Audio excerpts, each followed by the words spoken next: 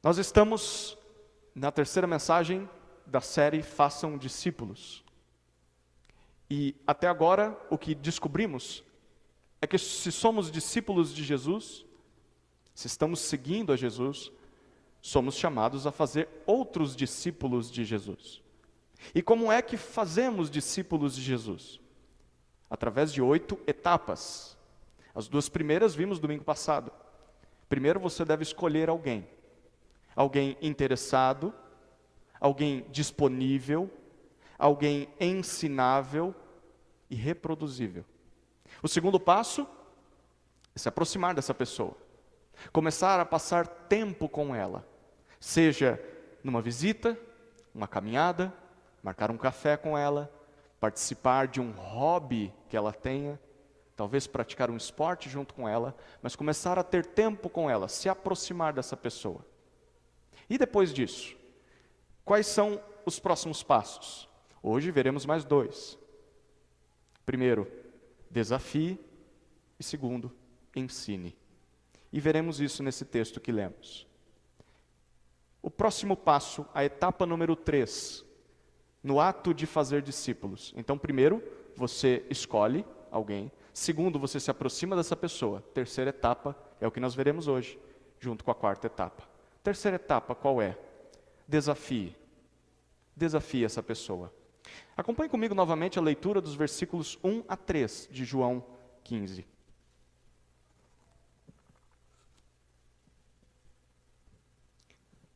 Eu sou a videira verdadeira, e o meu Pai é o lavrador.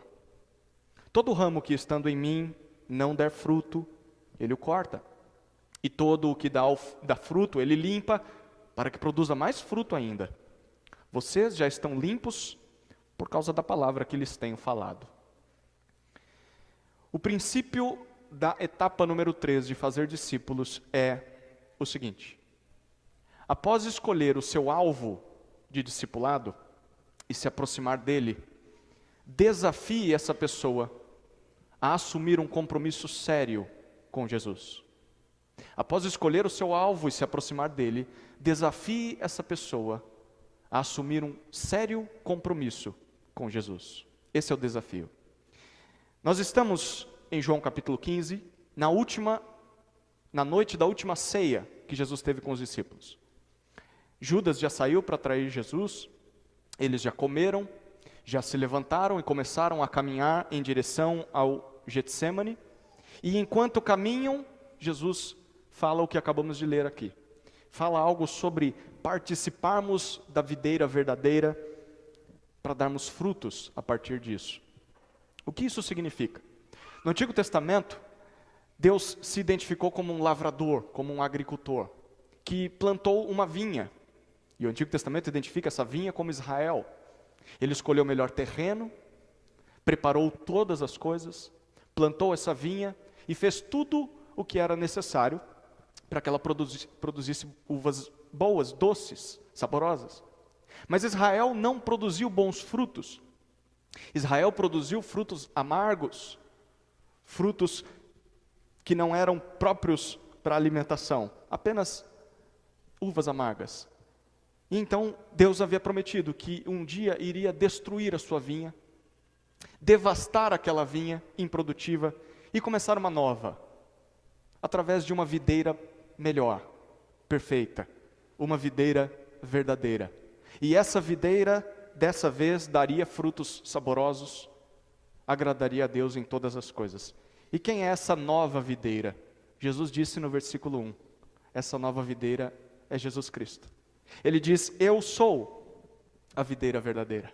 O que Jesus está dizendo para esses discípulos nessa noite é, eu sou o verdadeiro Israel. Eu sou aquilo que o povo de Deus deveria ser, mas não conseguiu ser, por causa dos seus pecados. Eu sou o Filho amado de Deus, aquele que agrada a Deus em todas as coisas, em quem Deus tem grande alegria. Porém, Jesus estende tudo isso a nós, porque o que ele diz no versículo 2 é que é possível estar nele, é possível participar da videira verdadeira. E isso não significa nascer judeu na terra de Israel. ele diz que é possível estar nele. Mas como isso acontece? Como é que alguém pode começar a participar da videira verdadeira?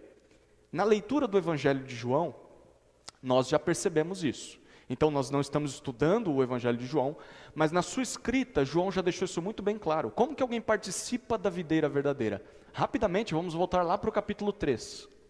Na conversa que Jesus teve com Nicodemos, em uma outra noite, em secreto também. Capítulo 3 de João, nos versículos 5 a 8,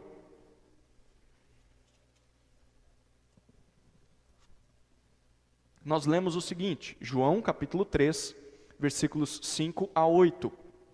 Aqui nós temos um líder religioso que procura Jesus à noite, porque ele tem medo que descubram. Ele não quer se identificar como um discípulo de Jesus, mas é curioso, ele tem interesse. E então ele pergunta, fala sobre Jesus ser mestre que veio dos céus, e Jesus diz as seguintes palavras para ele. João 3, de 5 a 8.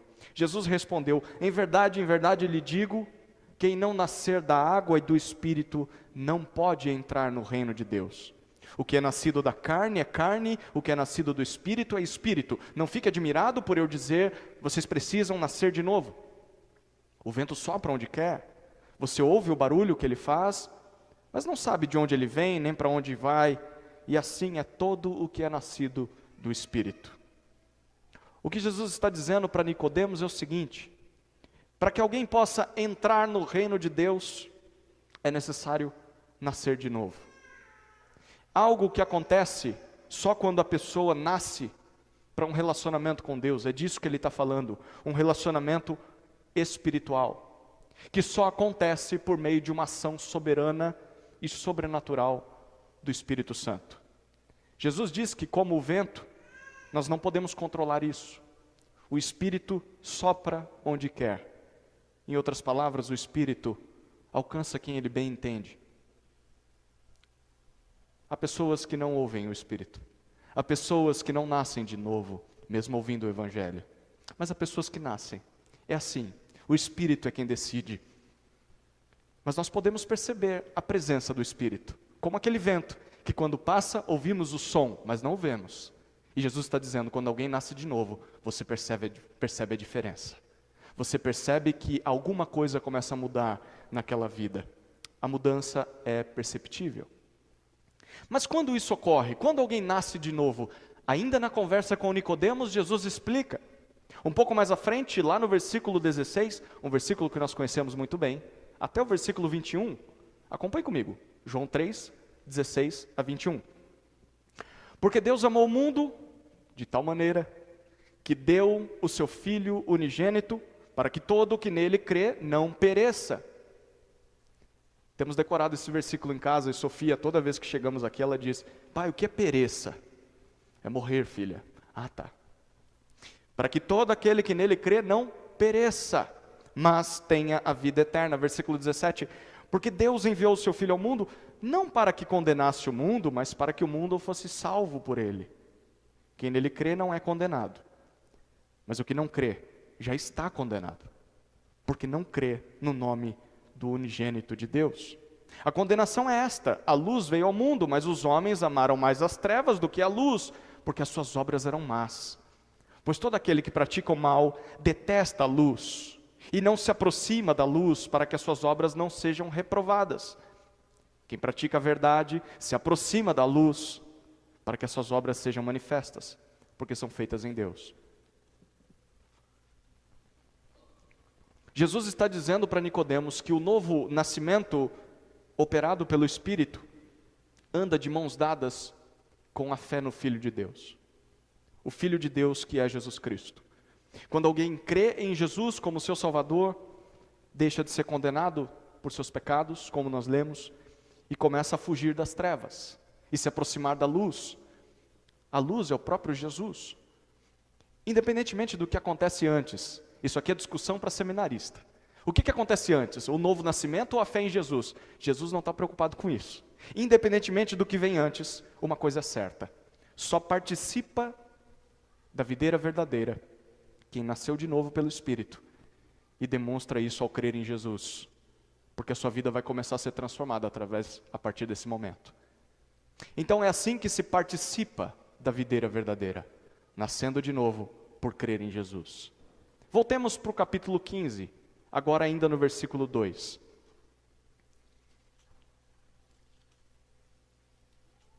Quem nasce de novo se torna um ramo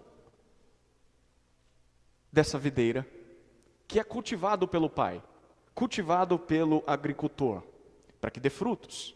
E Jesus diz no versículo 2, que se o ramo não dá frutos, ele é cortado da árvore. Mas se ele dá frutos, ele é limpo, ele é podado, para que dê mais fruto ainda. Eu quero que você perceba a ênfase de Jesus aqui. A ênfase de Jesus não é sobre o ramo que é cortado e jogado fora, seja lá o que isso signifique.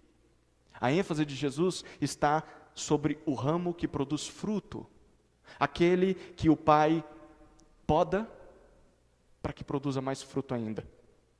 É o que Deus deseja para aqueles que estão na videira, que produza fruto. Mas para que produza mais fruto ainda, como qualquer árvore, é necessário que haja uma poda. E como essa poda acontece? Versículo 3 nós lemos, através da palavra de Jesus. Aquilo que Jesus diz, o Evangelho, a explicação daquilo que Deus diz na palavra dele, na Escritura, é o que purifica a pessoa, para que a pessoa possa produzir frutos através da sua vida. É isso que Jesus diz para os discípulos, ou melhor, para Deus a respeito dos discípulos, lá no capítulo 17, um pouquinho mais à frente. Ele está orando em favor dos discípulos, e no capítulo 17, versículo 17, Jesus diz assim, você conhece essa referência de cor, santifica-os na verdade, a tua palavra é a verdade. O que Jesus está reconhecendo nessa oração é que a nossa santificação, o ato de sairmos das trevas, de abandonarmos o pecado e praticarmos a justiça, chegarmos cada vez mais perto da luz, só pode acontecer por meio da verdade. E a verdade é a palavra de Deus. Isso significa que quanto mais contato nós tivermos com a palavra de Deus, mais santificados nós seremos. E teremos cada vez mais capacidade para dar frutos. Esse é o princípio do desafio. Após escolher e se aproximar daquele a quem você quer discipular, desafie essa pessoa a assumir um compromisso sério com Jesus, a participar da videira verdadeira. Para produzir frutos é necessário que a pessoa esteja ligada à videira verdadeira. Deixa eu dizer isso de uma outra forma. Para que alguém seja um verdadeiro discípulo de Jesus, comprometido com Jesus, é necessário que essa pessoa nasça de novo. Ninguém pode estar unido a Jesus e a tudo aquilo que Jesus veio fazer nessa terra, se não tiver essa experiência. Nascer de novo é diferente de participar de uma igreja. Você precisa entender isso. Nascer de novo é diferente de cantar músicas num culto de domingo. É diferente de abrir a sua Bíblia todos os dias tentando encontrar algum versículo que te dê ânimo. Nascer de novo é diferente de colocar uma roupa diferente aos domingos. Nascer de novo é algo operado pelo Espírito, e só nasce de novo quem crê em Jesus como seu Salvador. Mas também é necessário ser limpo pela palavra de Jesus. Não basta apenas você dizer que Jesus é o seu Salvador, é necessário que você reconheça Jesus como seu Senhor. É necessário buscar a palavra de Jesus e permitir que a palavra de Jesus molde quem você é, que ela transforme quem você é, que ela pode você, que ela te limite, que ela corte áreas que precisam ser cortadas para que você possa produzir frutos. Quem diz que crê em Jesus, mas não é purificado pela palavra, na verdade, nunca creu de verdade. E vai ser cortado da árvore. Foi isso que Jesus disse nesse texto. Portanto, antes de fazer qualquer coisa em relação ao discipulado, você precisa se certificar de que você é um discípulo. Esse é o momento de você avaliar o seu próprio coração e se certificar de que você está ligado à videira. Você já nasceu de novo? Você já teve uma experiência espiritual com Jesus Cristo? Houve uma transformação na sua vida no momento em que você creu em Jesus? Você tem sido purificado pela palavra? Porque se essas coisas não acontecem na sua vida, como é que você vai ensinar alguém a fazer algo que você não faz? A ser alguém que você não é? Para fazer discípulos é necessário primeiro ser um discípulo, e só é um discípulo quem nasceu de novo, e quem está sendo purificado pela palavra de Jesus. Mas se você diz, sim, eu creio que nasci de novo, eu creio que tenho tentado, apesar das dificuldades, ser purificado pela palavra de Jesus. Então, após escolher o seu alvo, se aproximar dele, desafie essa pessoa a assumir um compromisso sério com Jesus.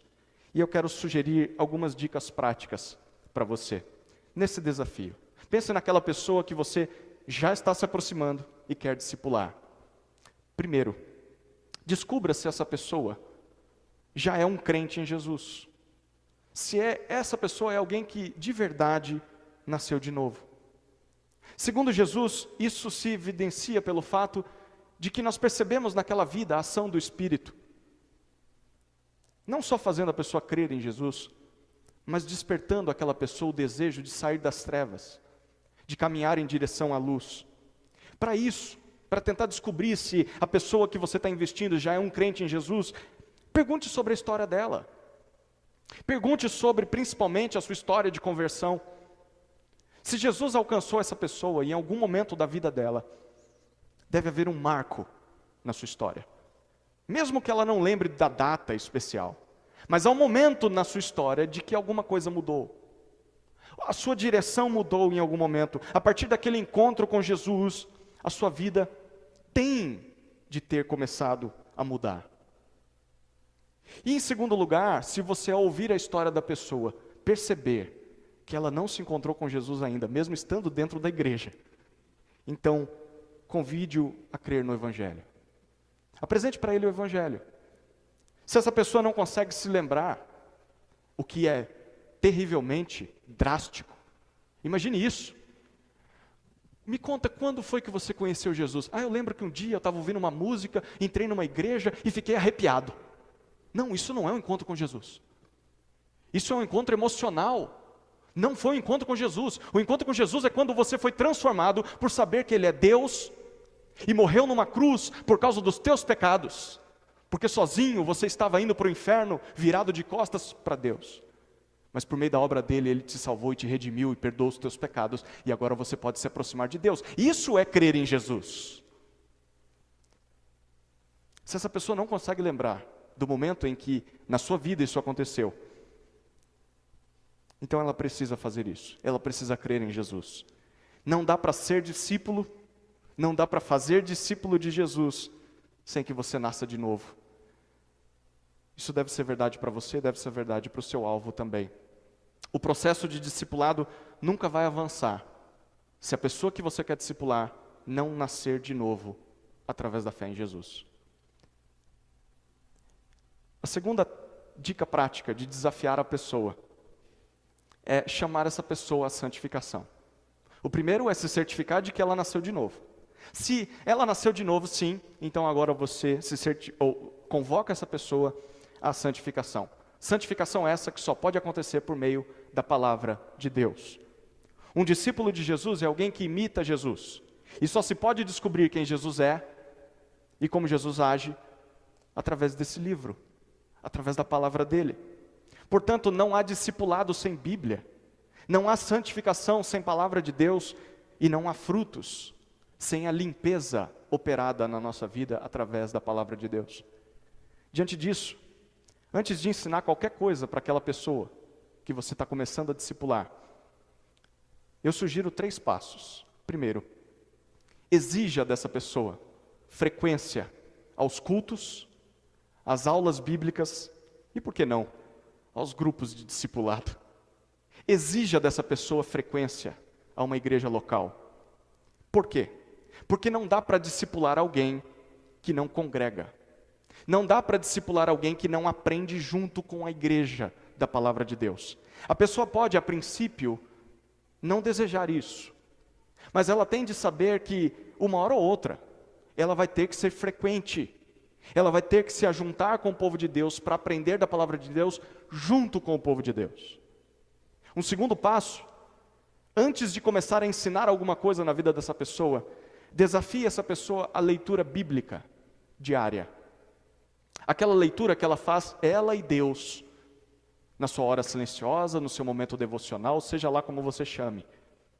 Não basta ter contato com a palavra de Deus apenas de domingo. É necessário se alimentar dessa palavra diariamente.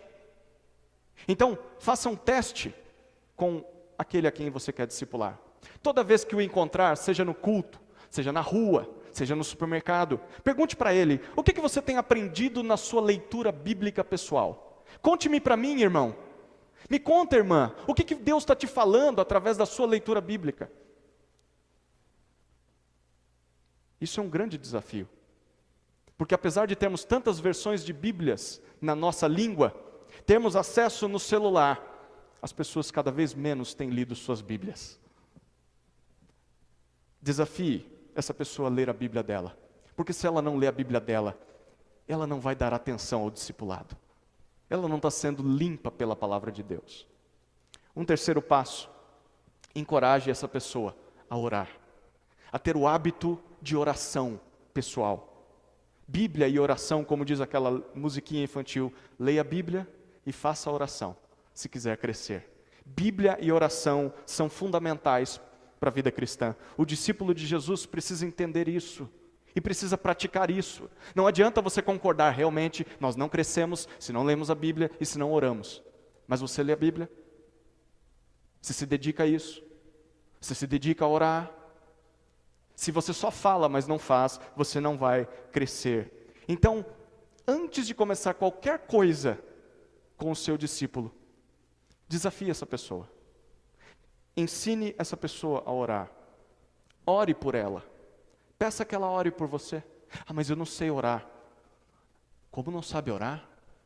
Se você diz que conheceu a Jesus em algum momento da sua vida, você passa a sua vida sem orar a Jesus, no mínimo, você sabe fazer alguma coisa. Você sabe falar com Deus. Porque senão, meu filho, eu tenho que duvidar se você nasceu de novo. Como você não ora? Após escolher o seu alvo e se aproximar dele, desafie essa pessoa a assumir um sério compromisso com Jesus. Enquanto essa pessoa não topar esse desafio, o discipulado não vai poder acontecer. E se isso perdurar, se você perceber que aquela pessoa que você escolheu, que você se aproximou, se ela não topa, se ela não se rende a um compromisso sério com Jesus, vou dizer para você, com as letras mais claras possíveis. Continue disponível a essa pessoa. Então, o momento em que ela quiser, você diz, tudo bem, quer ser discipulado? Estou aqui. Mas se ela não quer um compromisso sério com Jesus, passe para outro alvo. Invista em outra vida. Não fique perdendo tempo com quem não quer compromisso com Jesus. Discipule quem quer compromisso com Jesus. Se a pessoa não quer compromisso com Jesus, o seu discipulado é como jogar pérolas aos porcos. Vá para um alvo que queira. Desafie. Desafie essa pessoa a um compromisso sério com Jesus.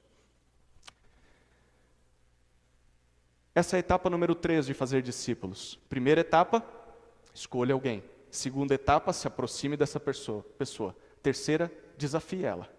Quarta etapa, está aí projetado para você. Ensine essa pessoa. Ensine ela. Vamos ler mais uma vez João capítulo 15, versículos 4 até 17.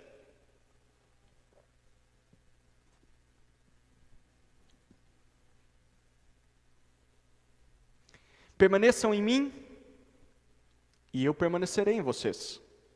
Como o ramo não pode produzir fruto de si mesmo se não permanecer na videira, assim vocês não podem dar fruto se não permanecerem em mim. Eu sou a videira, vocês são os ramos. Quem permanece em mim e eu nele, esse dá muito fruto, porque sem mim vocês não podem fazer nada. Se alguém não permanecer em mim, será lançado fora, à semelhança do ramo, e secará. E o apanham, lançam no fogo e o queimam.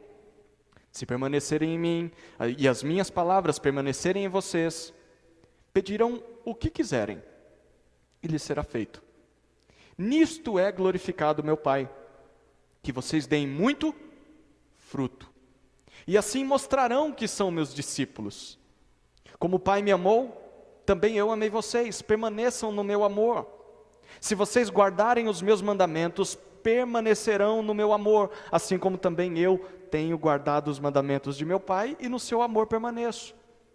Tenho-lhes dito estas coisas para que a minha alegria esteja em vocês e a alegria de vocês seja completa.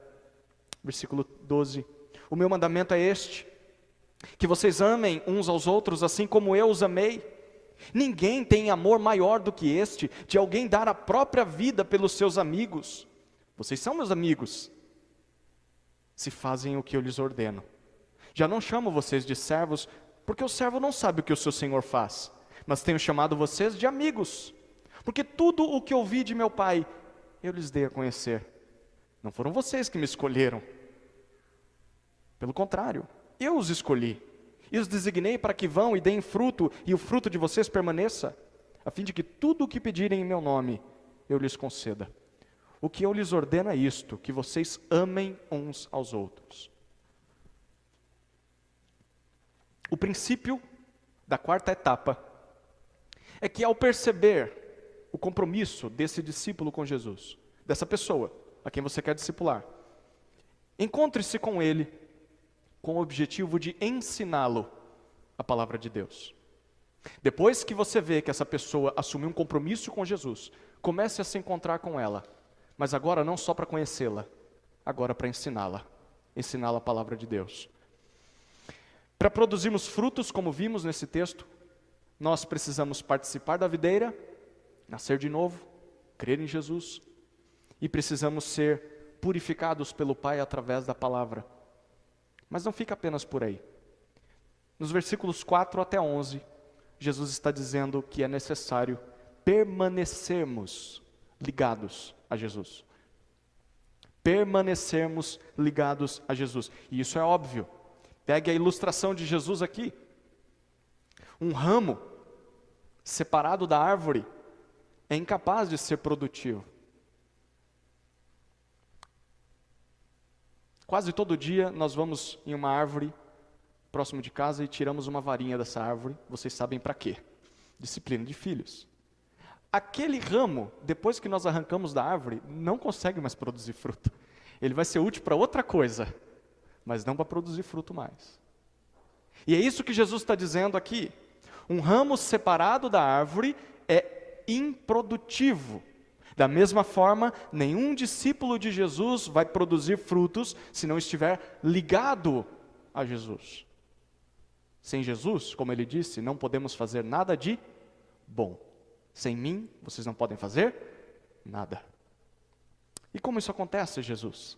No versículo 10, ele deixou isso muito claro. Olhe o versículo 10, ele diz: se vocês guardarem os meus mandamentos, permanecerão no meu amor, assim como também eu tenho guardado os mandamentos de meu Pai, e no seu amor permaneço. Jesus diz: você permanece em mim se você guarda os meus mandamentos. Ou seja, a única maneira de produzirmos frutos na vida cristã é se nós formos obedientes ao que Jesus ordena. Eu vou repetir, a única maneira de produzirmos frutos na vida cristã é se formos obedientes ao que Jesus ordena. Quem não faz isso, age como um ramo que vive longe, que vive separado da árvore. Ramos que vivem separados da árvore são improdutivos. E ramos improdutivos são arrancados, são lançados fora e queimados. Mas quem obedece a Jesus vai produzir frutos. Mas não só isso. Jesus apresenta vários benefícios. Por exemplo, no versículo 7, quem permanece ligado a Jesus vai ter as suas orações respondidas. Olha o que ele diz no 7. Se permanecerem em mim e as minhas palavras permanecerem em vocês, pedirão o que quiserem e lhes será feito. Por que Jesus está dizendo isso? Porque se estivermos obedientes a Jesus, a nossa oração vai ser de acordo com a vontade de Deus. E Ele vai atender a nossa oração. O segundo benefício, versículo 10, ele disse já, e nós já lemos: quem permanecer em Jesus, em obediência, permanece no amor de Jesus. Isso significa que quem obedece a Jesus vai experimentar cada dia mais o amor que Jesus tem por ele. Um terceiro benefício está no versículo 11. Jesus disse: tenho-lhes dito estas coisas para que a minha alegria esteja em vocês e a alegria de vocês seja completa. Quem obedece a Jesus, permanecendo nele, tem a alegria completa, a mesma alegria que Jesus tinha. Pense nisso, queridos. Quem obedece a Jesus tem orações respondidas. Quem obedece a Jesus experimenta o amor de Jesus. E quem obedece a Jesus, em terceiro lugar, tem a alegria de Jesus. Mas pense no contrário. Pense no oposto. Pense em alguém que não obedece a Jesus, mas se considera um ramo, se considera um discípulo, mas não obedece a Jesus. Inevitavelmente vai sofrer com a ausência dessas três coisas. Vai ser uma pessoa que não terá orações respondidas, porque está orando errado. Ora de acordo com a sua própria vontade e não com a vontade de Deus. Segundo, vai ser uma pessoa que não vai desfrutar do amor diário de Jesus. E terceiro, vai ser uma pessoa infeliz, porque não vai ter a alegria completa. Você quer experimentar essas três coisas? Então comece a obedecer a Jesus, querido. Comece a obedecer a Jesus. Ou volte a obedecer a Jesus, porque talvez você já tenha experimentado isso e parou de obedecer a Jesus. Volte a obedecer a Jesus.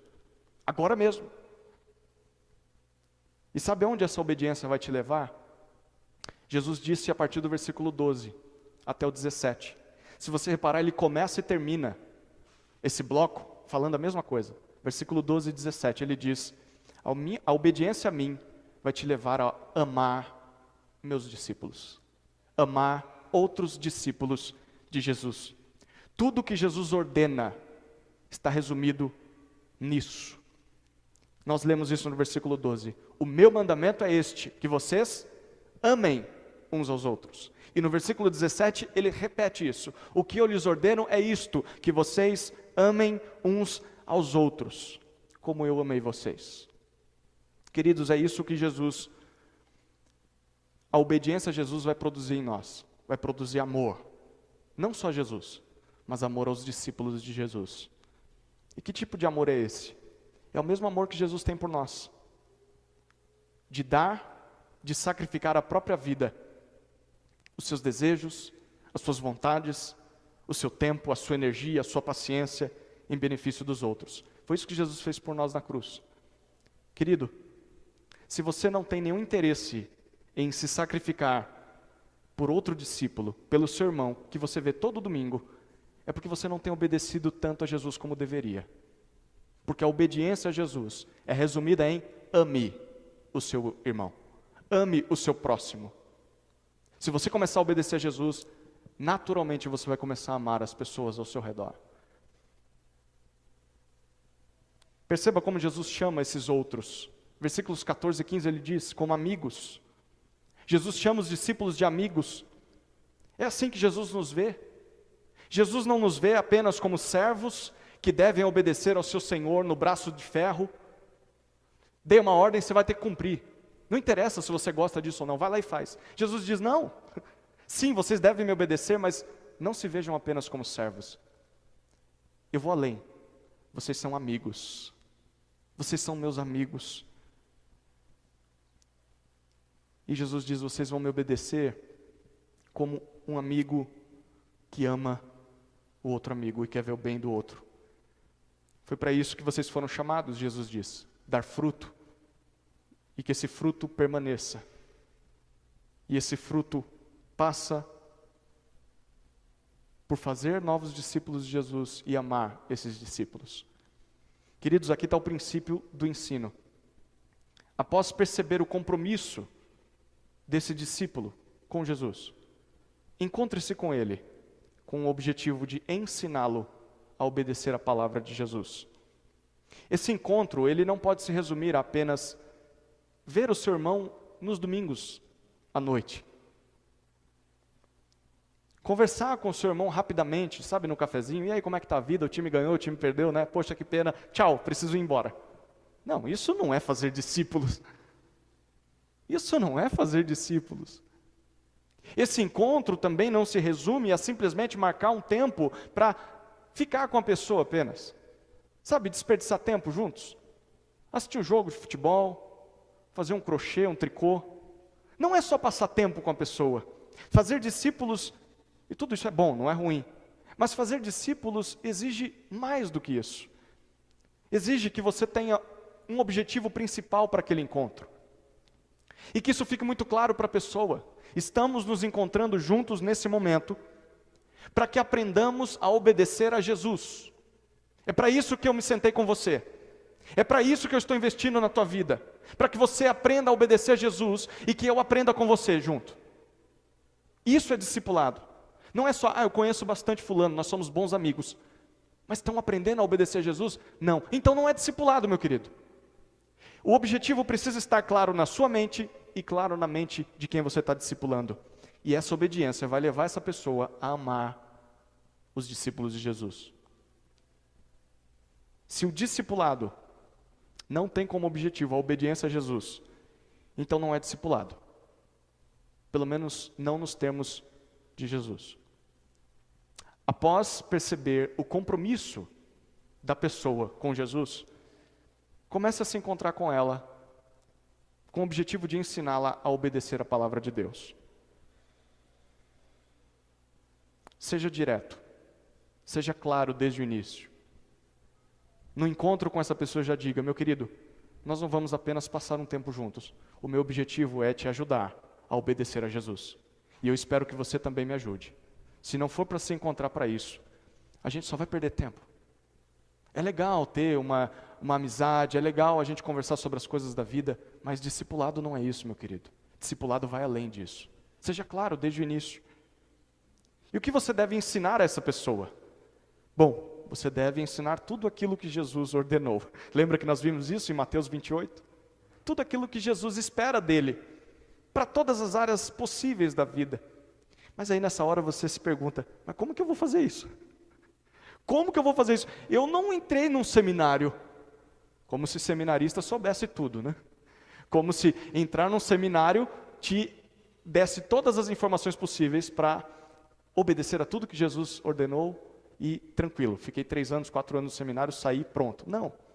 Mas talvez você diga, nem um seminário eu fiz, nem oportunidade, talvez nem leitura eu tenho. Talvez eu tenha acabado de conhecer a Jesus, eu conheço quase nada da Bíblia. Como é que eu vou ensinar alguém a obedecer a Jesus?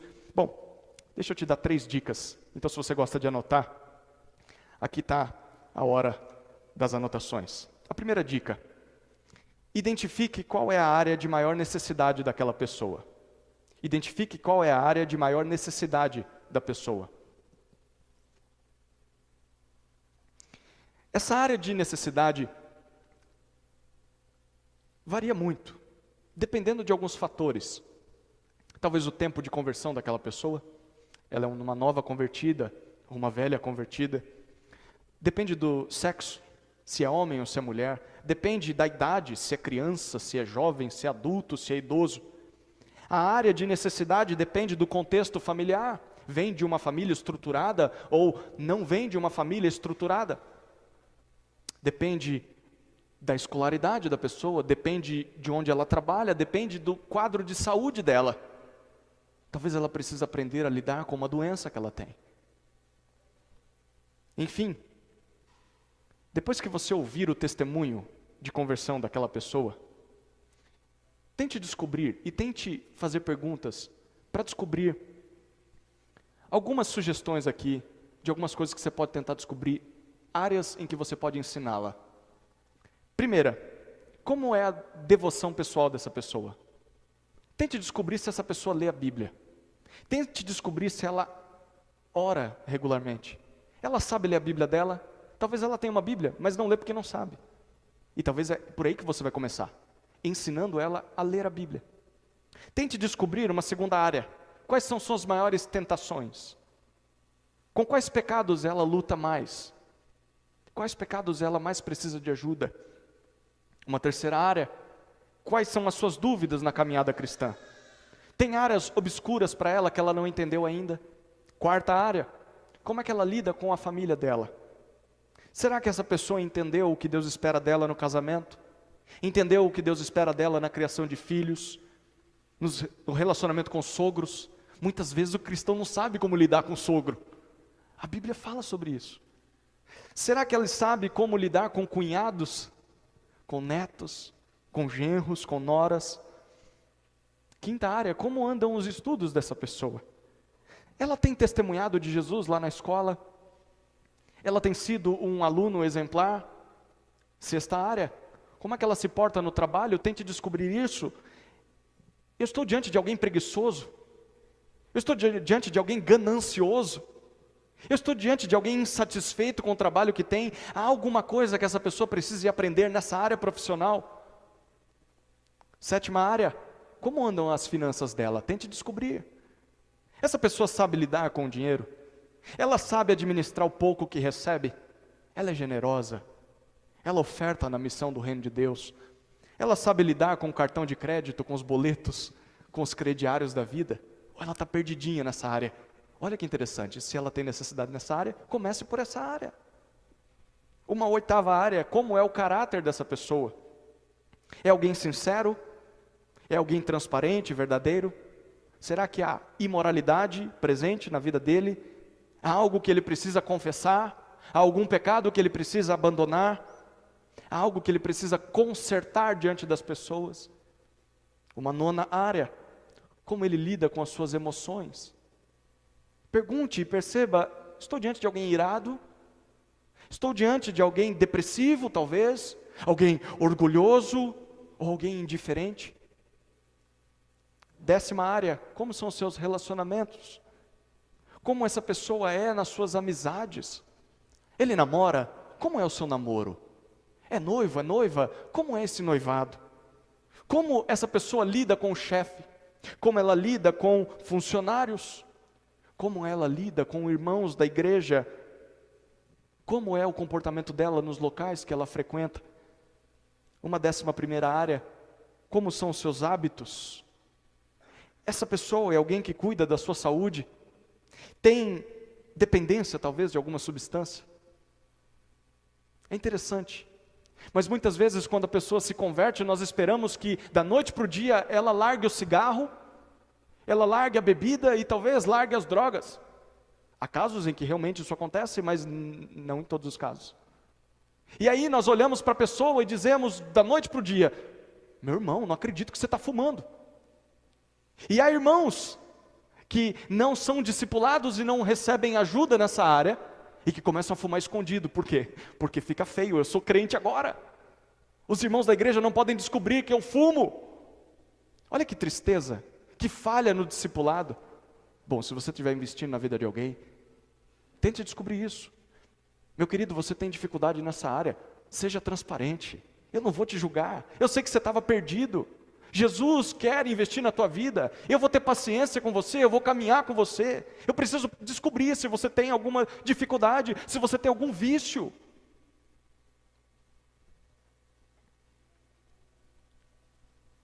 Muitas dessas coisas não ficam claras numa primeira conversa, mas ao longo do tempo a amizade vai crescendo e você vai percebendo elas. Então, essa é a primeira dica. Identifique qual é a maior área de necessidade da pessoa. Aí, em segundo lugar, o que você faz? A segunda dica. Escolha um material didático adequado para ensinar aquela pessoa. Você sabe a necessidade dela, então você vai atrás de um material didático. Algo que se adeque a quem ela é, a situação de vida dela. Dependendo do tema que ela mais tem necessidade naquele momento, você pode perceber que o que aquele discípulo precisa talvez é de ler um livro bíblico específico. Meu querido, eu acho que se você ler Provérbios, vamos ler Provérbios juntos. Provérbios fala muito sobre essa área. Talvez você vai identificar que não. Que o que ele precisa é aprender algumas passagens bíblicas selecionadas. Tudo que a Bíblia fala sobre casamento. Tudo que a Bíblia fala sobre criação de filhos. Então, eu vou selecionar algumas passagens que falam sobre aquilo. Os nossos encontros, nós vamos meditar nesses versículos. Talvez na situação daquela pessoa, o que você perceba é que ela precisa se aprofundar em teologia. Ela até conhece o beabá da Bíblia, mas ela precisa se aprofundar e criar raízes teológicas. Talvez a necessidade dela é meditar em algum livro cristão, algum livro clássico ou livro contemporâneo que fala sobre como nós podemos obedecer a Deus. Talvez você perceba que é necessário para aquela pessoa que ela assista um vídeo, porque talvez ela não lê direito, mas o vídeo ela consegue assistir. Talvez um vídeo que explique algum assunto teológico. Pode ser uma pregação. Meu querido, vamos ouvir uma pregação juntos, que trata desse tema, em áudio, em vídeo. Pode até, talvez, ser a indicação para um curso. Você perceba, poxa vida, isso eu não consigo tratar, mas existe um curso e nós podemos fazer juntos esse curso. E nós vamos conversando sobre o assunto, juntos, enquanto aprendemos. Enfim, o tipo de material que você vai utilizar vai depender muito da necessidade específica daquele discípulo, vai depender da capacidade dele em aprender e vai depender do conhecimento que você tem como discipulador. Eu sei que nem sempre nós conhecemos muita coisa, queridos, eu sei disso. Mas se nós seguimos a Jesus, alguma coisa nós conhecemos, né? Pelo menos se você crê em Jesus, alguma coisa sobre Jesus você sabe. E deixa eu dizer, o pastoreio da igreja está aqui para isso. Está aqui para isso. A nossa biblioteca, que fica ao lado da mesa de ping-pong, está ali para isso. Tem livros lá. Se falta algo na sua vida, na vida do seu discípulo, consulte. Pastor, eu precisava de um livro que fala sobre esse assunto. Estamos aqui para isso, estamos aqui para ajudar. É só pedir por socorro. É só buscar o conselho. Terceira dica para ensinar o seu discípulo. Comece a se reunir regularmente com ele, para conversar sobre esse assunto com ele. Querido, a ideia agora é sentar com essa pessoa, separar um tempo com ela e estudar o que Deus diz sobre aquele assunto. Não só falar também, é ouvir também. Ouvir o que essa pessoa tem a dizer. Aprender com ela também. Mas juntos tentar estudar o que a Bíblia diz e aplicar o que a Bíblia diz. O discipulado é uma troca de aprendizado. Nunca ache que só você vai ensinar. Você vai aprender muito com a pessoa também. Pode ser ela uma nova convertida. Você tem muito a aprender com ela. Pode ser ela uma criança. Você tem muito a aprender com ela. Mas qual é a regularidade dos encontros? E por quanto tempo eu devo me reunir com essa pessoa? Deixa eu dar aqui algumas sugestões práticas mais uma vez. De novo, depende de cada pessoa, depende de cada necessidade. Mas eu sugiro que você comece com um tempo razoável. Que você chegue para essa pessoa e diga assim: meu querido, vamos fazer o seguinte. A cada semana ou a cada 2 semanas, vamos nos reunir por 1 hora. Um dia na semana a gente senta por 1 hora. 1h30 no máximo. E a gente vai começar a ler esse material juntos. Vamos conversar sobre o tema, vamos orar, vamos abrir o nosso coração. E uma sugestão que tem sido muito prática. Coloque um tempo para o término. Então assim, um tempo limitado. Eu tenho feito com alguns irmãos da igreja um desafio de discipulá-los por 8 encontros. Alguns eu consigo fazer toda semana, outros a cada 15 dias e outros a cada 45 dias. Mas a ideia é, eles sabem que vai ter um fim. E aí quando a gente chegar no 8º, a gente renova. É igual alugar filme na locadora, né? Lembra como que era?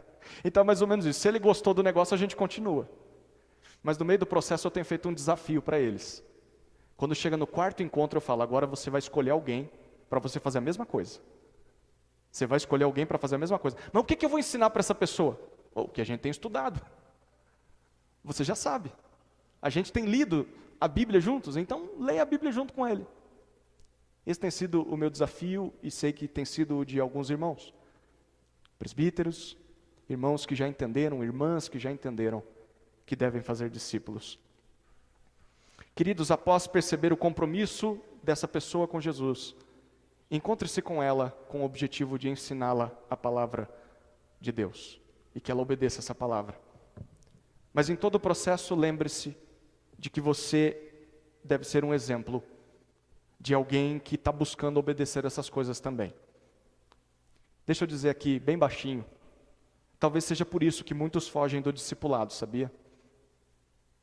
Porque muitos não têm coragem ou vontade de mudar. E cultivam pecados nas suas vidas, que sabem que se encontrarem com alguém, serão exortados por Deus a mudar. E por isso fogem do discipulado. Não, eu não posso ser conhecido por alguém. Porque se alguém me conhecer de perto, se alguém ver como eu sou em casa, se descobrir como trato minha esposa, se descobrir como trato os meus pais, se descobrir como sou no trabalho, eu vou ter que mudar. E eu não estou disposto a mudar. Não sei, talvez seja esse o motivo do porquê você está fugindo do discipulado. Você já entendeu que tem que fazer discípulos, mas está com medo. Mas quer se esconder. Porque talvez não tenha o desejo ou a vontade de mudar. Deixa eu dizer para você. Deus projetou o discipulado para mudar tanto o seu discípulo quanto você. O discipulado está aí para mudar as nossas vidas. É o método que Deus escolheu de seguirmos a Jesus nessa terra. Vai fazer um bem danado para você e para quem você discipula. Creia nisso, querido. Enfrente isso. Não é fácil, eu sei. É um desafio e eu enfrento esse desafio todos os dias que me encontro com alguém. Mas é o que Deus quer de nós. Então a minha oração é que você se renda ao discipulado e comece a desfrutar das bênçãos que o discipulado oferece. Deixa eu concluir com uma frase que li e que gostei demais. Há algumas igrejas que dizem que o que importa para Jesus é a quantidade. O que importa é encher salões de pessoas, é alcançar multidões que levantam as mãos e dizem, eu quero Jesus, sem saber muito bem o que isso significa.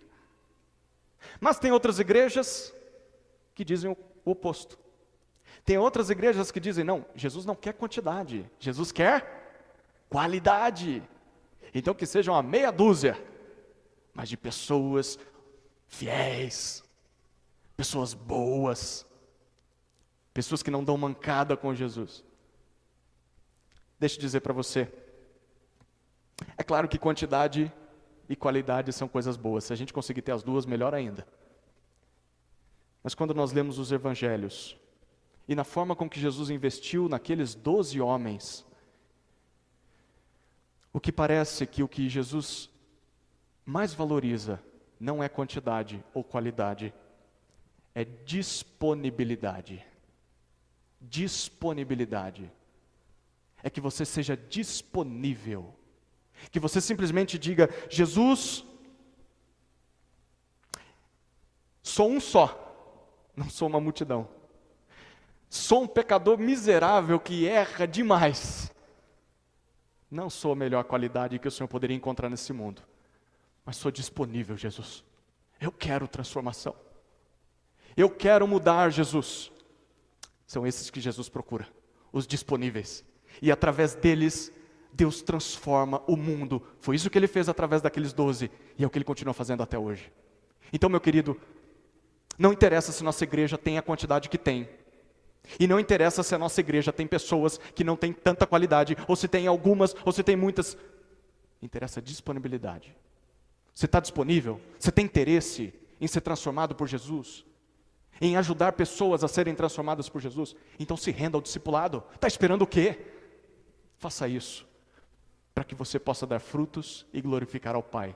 Foi isso que Jesus disse. E assim todos saberão que vocês são meus discípulos, porque vocês amam uns aos outros e dão fruto, fazem discípulos. Amém, queridos? Vamos orar, vamos orar. Senhor Deus, muito obrigado por essa noite. Obrigado pela Tua palavra, que nos encoraja. Lembrando de que não fomos nós que escolhemos a Jesus. Foi Jesus que nos escolheu. Nós não tínhamos nada de bom para oferecer, mas ainda assim o Senhor teve misericórdia de nós. Mas o Senhor nos chamou com um propósito. E o propósito é dar fruto, e fruto que permaneça. E não há fruto que permanece, senão vidas transformadas por Jesus. Então, Senhor, eu oro especificamente por aqueles que têm vindo aos domingos, não apenas porque é um costume, mas porque têm entendido que são discípulos que precisam fazer discípulos. E oro por estes que estão aqui e que decidiram se lançar nessa jornada, que já escolheram seus alvos, que já começaram a se aproximar dessas pessoas e que agora descobriram que precisam desafiá-las. Desafiá-las a ter um compromisso sério com Jesus. E que, diante desse compromisso, estão dispostas a ensinar esse discípulo. Senhor, os guie nessa jornada. Foi isso que o Senhor ordenou a todos nós. E nessa ordem o Senhor disse: e eis que estou convosco todos os dias, até a consumação dos séculos. Nessa jornada do discipulado, nós não estamos sozinhos. Então nos dê sabedoria para fazer isso, Jesus. É a nossa oração, no nome de Jesus. Amém. Amém.